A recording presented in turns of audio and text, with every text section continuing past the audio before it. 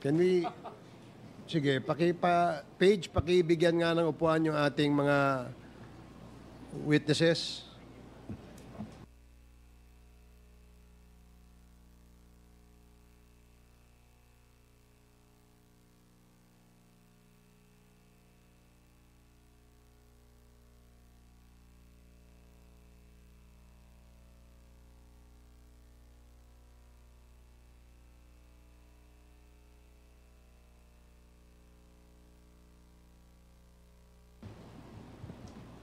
Okay, hearing is resumed.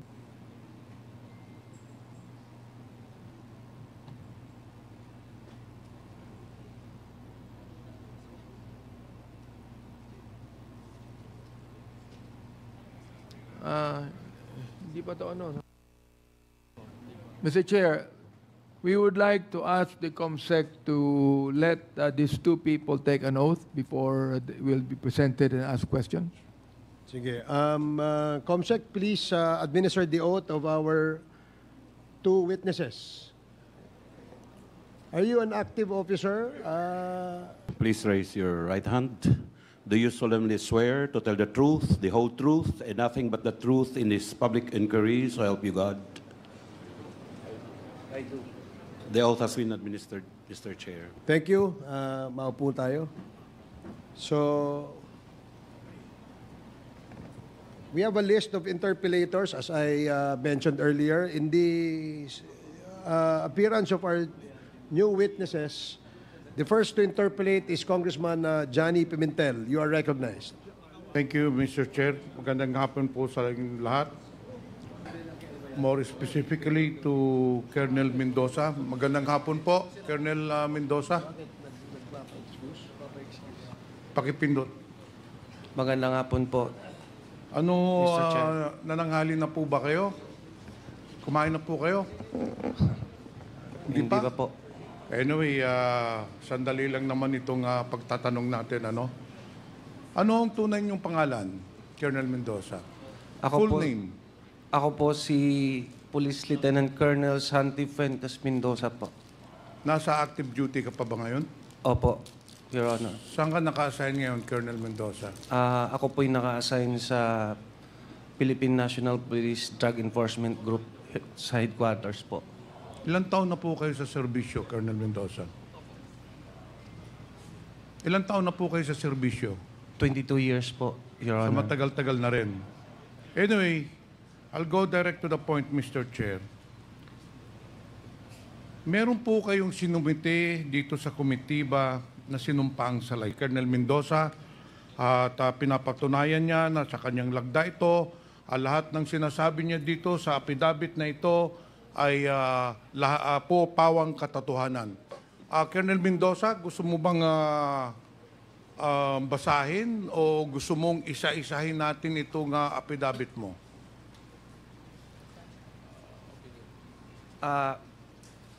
Your Honor, pwede po bang makahiling ng opening statement po? Oh, Mr. Chair, the resource person wants to issue a statement. Bago ko po Please ako... proceed, Colonel Mendoza. Maraming salamat po, Mr. Chair.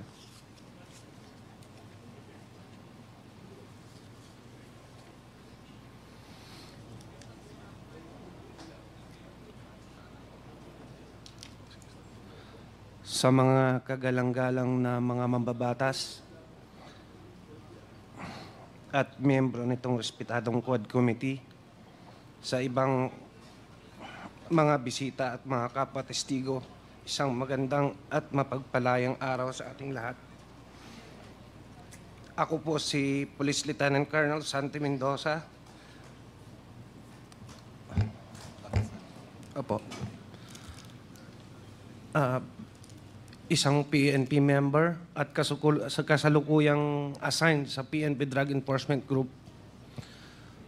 Una sa lahat, nais kong pasalamatan ng mga miyembro ng komiting ito at ako'y pinagbigyan ng pagkakataon para mabigyang linaw ang mga issue at insidente kung saan lumabas ang aking pangalan kasama ang dating matataas na opisyal ng PNP. Nais kong ilahad sa komiting ito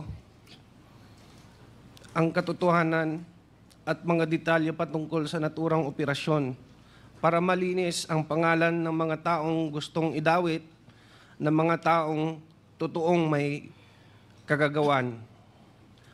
Ako po ay isang alagad ng batas. Matapat kong ginampanan ang aking tungkulin na walang pag-alinlangan at handang isakripisyo ang aking buhay para lang gampanan ang tungkuling iaata sa akin ng mga nakakataas sa akin. Nais ko pong ipaalam sa kumiting ito na may mga lumapit na po sa akin na mga mataas na opisyal at maimpluwensyang tao at ipilit akong pinalalagda ng isang preparadong sinumpaang salaysay para idiin at idawit ang mga dating opisyal ng PNP at para mailayo ang isyu sa mga totoong tao na nag-utos sa akin para gawin ang masabi ko na ngayon at mali at mapanlinlang na kautusan. Ako po ngayon ay voluntaryong magbibigay ng aking nalalaman at ilalahad ang aking naging partisipasyon sa isang pangyayari sa aking pagkakaalam ay bahagi ng aking tungkulin bilang isang tagasugpo ng salot ng ating lipunan, ang iligal na droga.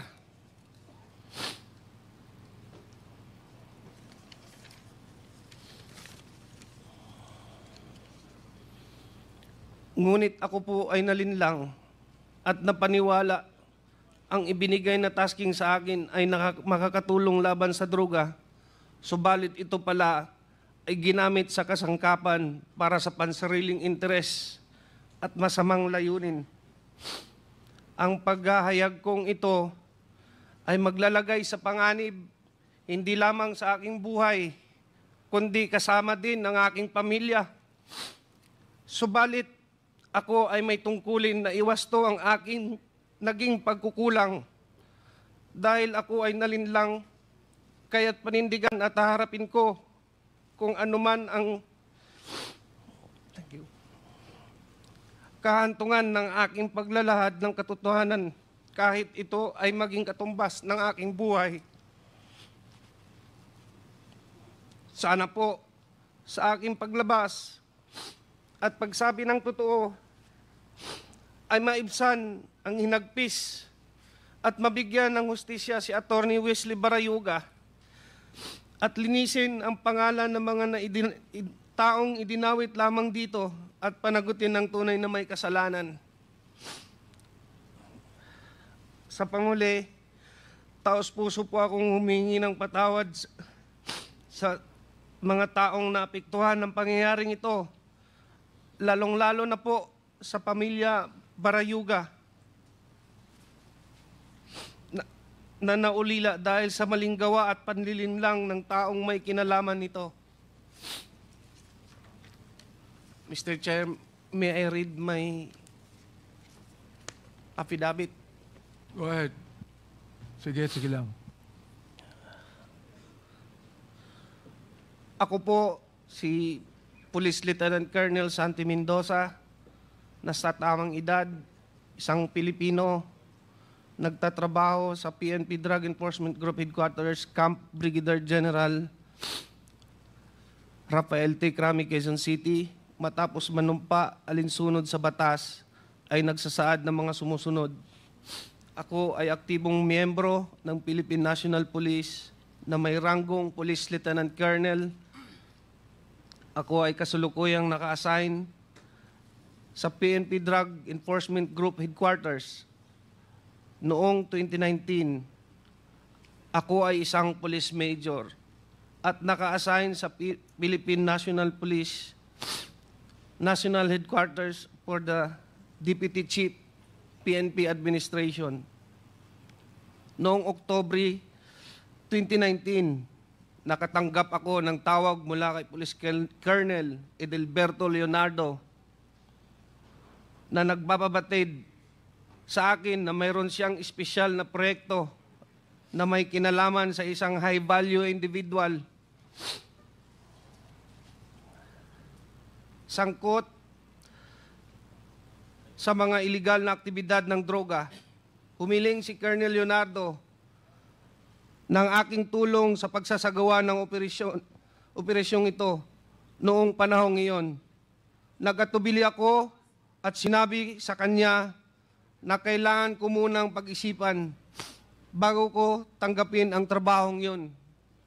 Sa kabila ng aking pag-alinlangan, iginiit ni Police Colonel Leonardo na kailangan kong maging handa kapag ibinigay na niya ang go signal kaugnay ng nasabing operasyon.